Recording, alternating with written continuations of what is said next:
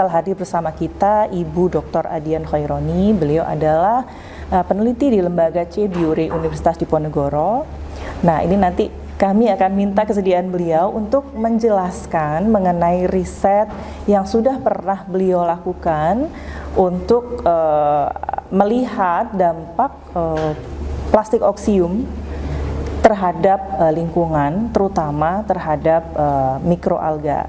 Nah, untuk lebih jelasnya Bapak Ibu, mari kita dengarkan bersama-sama paparan beliau. Kalau kita bicara tentang degradasi, orang selalu bilang seakan-akan degradasi itu end of the fate of the plastic. Padahal enggak. Justru proses degradasi itu adalah permulaan nasib dari plastik itu di lingkungan kita. Karena setelah dia terurai, setelah dia breakdown, terfragmentasi menjadi partikel yang ukurannya mikro bahkan nano, justru itulah masalah yang paling urgent harus kita hadapi. Karena kemampuan dia untuk melakukan proses transport hingga masuk ke dalam food cycle itu semakin besar. Sehingga potensi dia untuk memberikan gangguan pada kesehatan manusia maupun makhluk hidup yang lain itu juga akan semakin besar. Oksium itu sendiri sebenarnya kan ditambahkan ke dalam polimer yang dijadikan bahan untuk berbagai macam jenis peruntukan yang kita sebut sebagai plastik. Itu adalah memiliki peran untuk mempercepat proses dia terdegradasi. Waktu saya mulai melakukan assessment terhadap kemampuan si plastik ini tadi terdegradasi, maka saya sudah harus menentukan apa saja yang harus saya assess terhadap plastik-plastik ini untuk melihat kemampuan dia terdegradasi. Maka ini adalah beberapa poin yang saya lakukan untuk proses assessmentnya, yaitu kemampuan si plastik ini tadi untuk mengalami perubahan struktur molekulernya secara organik, karena memang plastik itu adalah hidrokarbon. Jadi rantai yang menyusun dia adalah rantai karbon semuanya, walaupun terkadang rantai karbon itu masih dimodifikasi dengan gugus fungsional yang lain. Maka saya melakukan assessment dengan menggunakan alat yang disebut FTIR. Kemudian saya lihat juga morfologi dari plastik yang mengandung oksium ini tadi. Setelah dia berinteraksi dengan mikroorganisme, seperti apa perubahannya kalau dia bisa kita katakan sudah terbiodegradasi dengan baik. Kemudian ada EPS evaluation. Nah, EPS ini sebenarnya sekarang yang menjadi fokus dalam penelitian ini. Apa itu EPS? EPS itu adalah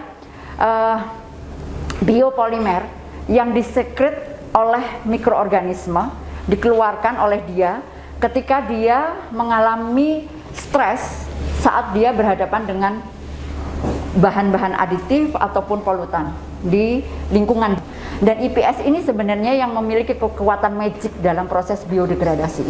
Lalu bagaimana sebenarnya cara kerja dari biodegradasi? Jadi sebenarnya proses biodegradasi itu adalah masalah provokasi dari mikroorganisme itu ketika dia menghasilkan lendir yang saya bilang tadi, EPS tadi.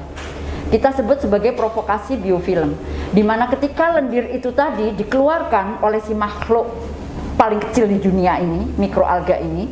Mikroalga itu kita sebut sebagai makhluk paling kecil di dunia yang luar biasa kemampuannya, karena dia adalah penghasil oksigen nomor 1 di dunia, dan dia adalah makhluk yang memiliki sensitivitas tinggi terhadap berbagai macam jenis polutan atau kontaminan yang ada di lingkungannya dia. Itu kenapa saya memilih mikroalga untuk dijadikan objek yang mendapatkan attack dari mikroplastik itu. Nah, provokasi dari EPS ini tadi, yang lendir itu tadi, akan melakukan dua hal respon ya. Pertama fisika dan yang kedua kimia. Lalu bagaimana dengan oksium? Jadi oksium itu sendiri ketika ditambahkan, sebenarnya plastik ini tadi sudah mengalami kerusakan dengan adanya oksium saja. Kerusakan itu setidaknya adalah kerusakan pada strukturnya. Sudah ada penurunan berat molekul, sudah ada penurunan kemampuan untuk bisa terdepolimerisasi dari rantainya yang panjang menjadi lebih pendek. Sehingga ketika ada provokasi biofilm ini, si plastik oksium akan lebih mudah lagi untuk mengubah struktur-struktur karbonnya itu membentuk gugus fungsional baru, yang kalau bahasa kimianya kita sebut sebagai grup-grup keton, grup-grup karboksilat, yang grup-grup ini memiliki kemampuan untuk lebih mudah terlarut, jadi meningkatkan solubilitasnya di air, dan kemudian tentu saja akan lebih mudah juga untuk musnah dari perairan. Kalau kita lihat yang D itu adalah bentukan dari pori-pori yang terbuka akibat adanya biofilm. Ini menunjukkan bahwa plastik yang sudah mengandung resin oksium tadi mengalami provokasi biofilm dan IPS ya, biofilm yang mengandung IPS tadi lebih besar dan signifikan jika dibandingkan dengan yang tanpa resin oksium. Kenapa saya pilih mikroalga Dunaliella? Jadi di laboratorium kami memiliki banyak sekali koleksi mikroalga. Dan Dunaliella adalah salah satu mikroalga yang potensi dia untuk memproduksi IPS itu paling rendah dibandingkan spirulina, chlorella, tetraselmis, dan apalagi bronchocauni. Jadi dengan kondisi dia yang IPS-nya paling rendah aja, hasilnya seperti ini gitu ya. Jadi bisa kita bayangkan kalau kita menggunakan tetraselmis atau spirulina yang hasil IPS-nya lebih besar, tentu provokasinya akan lebih besar lagi dibandingkan dengan Dunaliella. Jadi hanya dengan Dunaliella aja dia sudah menunjukkan perubahan yang sangat signifikan pada peningkatan jumlah gugus fungsional yang meningkatkan kemampuan dari mikroplastik itu untuk soluble ke dalam water system. Ya, dengan terbentuknya ada keton, kemudian ada ether. Kalau dilihat di yang HDPE saja itu hanya ada stretching di asam karboksilat. Jadi ini menunjukkan bahwa mikroplastik yang mengandung oksium tidak memberikan hambatan atau tidak menghambat pertumbuhan dari mikroalga itu secara signifikan jika kita bandingkan dengan ketika mikroalga tersebut berinteraksi dengan mikroplastik HDPE. Ya, saya rasa nggak sampai 30 menit ternyata sudah selesai. Nanti bisa tanya aja deh lebih lanjut karena saya lebih enak berhenti sebelum diingatkan. Mohon tepuk tangannya Bapak Ibu. Ya, terima kasih banyak atas penjelasannya Bu Adian. Ini walaupun singkat tapi tadi kurang lebih mudah-mudahan bisa dipahami ya. Karena itu semua daging-dagingnya dari sekian penelitian, sekian lembar artikel yang telah Ibu terbitkan. Maksudnya sudah diterbitkan oleh jurnal internasional. Mungkin untuk saya beri sedikit informasi kepada Bapak Ibu, mungkin ada yang ingin membaca secara lengkap artikel beliau. Ini sudah ada di jurnal Environmental Pollutants and Bioavailability yang diterbitkan oleh Taylor and Francis tanggal 30 September 2022. Nah, terima kasih. Jadi setelah Bu Adian, ini kami akan minta kesediaan Pak Arjoni. Beliau ini adalah Sustainability Manager dari PT Suparma. Berapa tahun Pak PT Suparma sudah membantu lingkungan untuk mengurangi timbulan sampah plastik dari plastik-plastik yang sulit terurai. Nanti juga sudah berapa lama Pak kira-kira Pak? Dari Suparma? tahun 2019. Nah, dari tahun 2019. Nah, ini nanti kami akan minta penjelasan beliau bagaimana apa saja yang sudah dilakukan oleh PT Suparma untuk salah satunya mencegah dampak dari mikroplastik begitu. Waktu dan tempat kami persilakan Pak Arjoni sama dengan Bu Adian, waktu Bapak juga 30 menit. Terima kasih banyak Pak. Mohon. Terima kasih. Saya bisa bicara lebih cepat lagi. Ya, Assalamualaikum warahmatullahi wabarakatuh. Salam sejahtera untuk kita semua.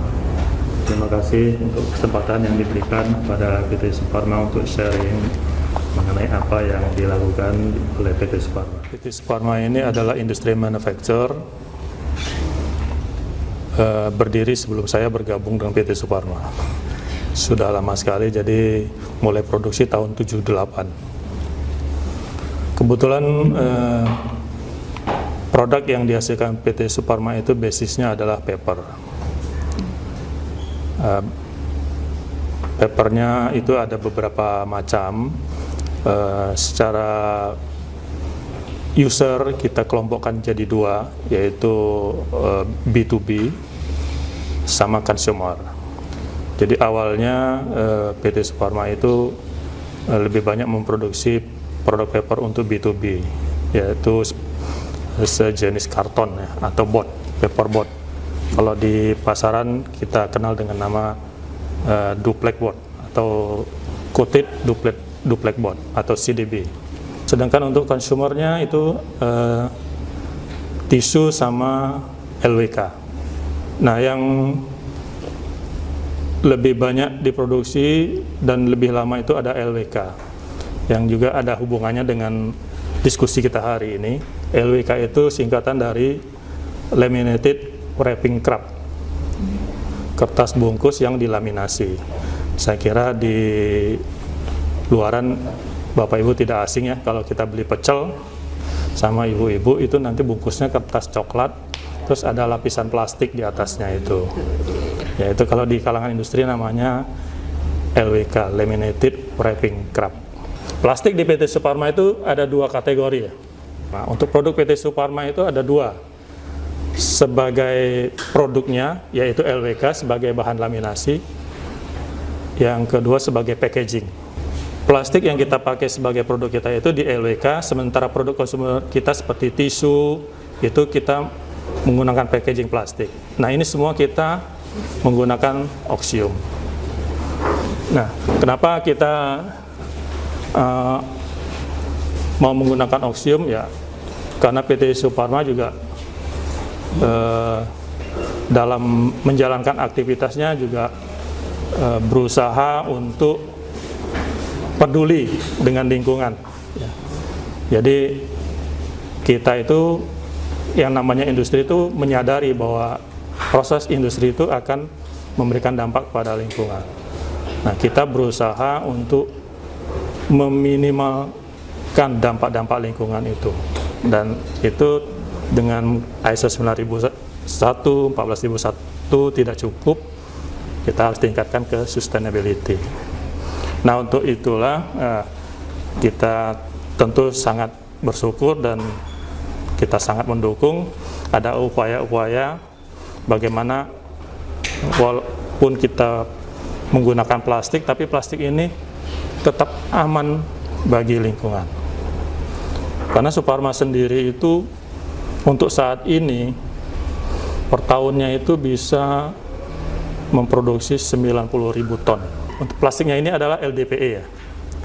LDPE itu antara 9 sampai 10%. Jadi 9.000 ton itu plastiknya. Plastiknya sudah yang mudah terurai ya Pak ya? Sudah, ya, jadi itu sudah.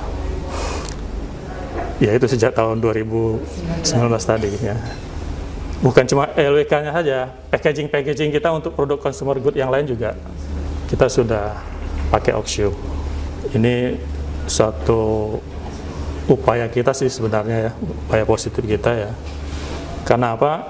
Karena saat ini ya dari sisi ekonomi ya plastik itu ya packaging yang memang paling aman, yang paling murah, kuat, gampang ya. Rasanya kalau kita beli apapun yang disodorkan plastik, apalagi kita jajan-jajan di warung-warung itu kan semua plastik. Nah, itu dari Suparma. Sekian dari kami, lebih kurang mohon maaf. Terima kasih. Assalamualaikum warahmatullahi wabarakatuh. Terima kasih Pak Joni. Mohon tepuk tangannya Bapak Ibu. Supaya kita bisa dapat semangat ya. Tapi intinya apapun yang kita gunakan memang harus bijak ya Pak Joni, Bu Adian. Jadi baik itu mau pakai plastik, baik itu mau pakai kertas misalnya, semua harus bijak dan sesuai porsinya dan peruntukannya begitu ya. Mana yang bisa dikemas dengan kertas, mana yang bisa dikemas dengan plastik, dan kalau memang barang-barang itu memiliki atau harus disimpan dalam waktu yang cukup lama, ya mungkin lebih tepat kalau pakai plastik. Namun pakai plastik pun juga harus bijak ya Pak ya, Ibu. Jadi memang harus memikirkan bagaimana nanti dampaknya ketika plastik itu sudah tidak dipakai sebagai kemasan. Baik, terima kasih Pak Arjoni dan Bu Adian. Sebelum saya menutup ini, mari kita berikan apresiasi dulu kepada Bapak Ibu hadirin para narasumber yang sudah hadir dan meluangkan waktu, dan juga mungkin kalimat terakhir yang mau saya gunakan untuk closing, saya mohon izin mengutip kata-kata Bu Adian bahwa degradasi plastik itu bukan end of fate ya Bu ya, end of fate dari plastik, tapi ini sebenarnya permulaan nasib dari plastik itu sendiri begitu. Nah, dari sini ke depannya kami sih berharap dari Green Hope ini kita bisa berkolaborasi dari Pentahelix, peneliti, rekan sesama industri, kemudian pemerintah, di sini ada perwakilan dari TKN PSL, kemudian dari universitas dan dari lembaga riset BRIN. Kami berharap kita semua bisa terus berkolaborasi untuk memerangi sampah plastik sampai kepada mikroplastik dan nanoplastik. Nah, akhir kata saya mohon maaf, saya mewakili panitia di sini, mewakili Green Hope, mengucapkan terima kasih dan apresiasi sebesar-besarnya kepada Bapak Ibu hadirin yang telah bersedia meluangkan waktu untuk hadir ke ke kantor kami di GSCC di Bitung ini. Kemudian juga kami mohon maaf apabila dalam penerimaan kami mungkin kurang berkenan di hati Bapak Ibu. Terima kasih. Wassalamualaikum warahmatullahi wabarakatuh.